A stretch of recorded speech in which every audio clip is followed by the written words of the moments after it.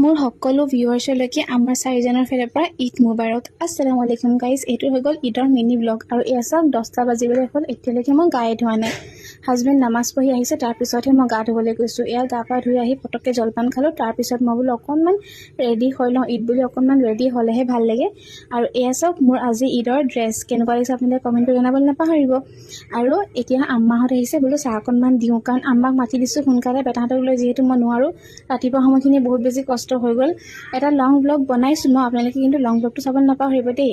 এতিয়া বোলো mini ব্লগটোকে upload দি লওঁ, কাৰণ লং ব্লগটো এডিট কেতিয়া কৰিব ঠিক নাই। আৰু এয়া বেটাহঁতক ওচৰৰ মানুহকেইঘৰ লৈ গ'লোঁ ফুৰাবৰ কাৰণে। বাচ্ছা প্ৰথম গ'লে বোলে নিগনি হয়, সেইকাৰণে মূৰত অকণমান তেল দি দিছে। আৰু এয়া আমাৰ দুপৰীয়া ভাত, যিহেতু যাবলৈ পৰা নাই সেইকাৰণে ওচৰৰ পৰা সকলোৱে ভাত দি পঠিয়াইছে আমাৰ কাৰণে। যিহেতু বেটাকেইটা বহুত সৰু হৈ আছে, সেইকাৰণে ঈদ বুলি একো বেলেগ দিন নিচিনা লগা নাই।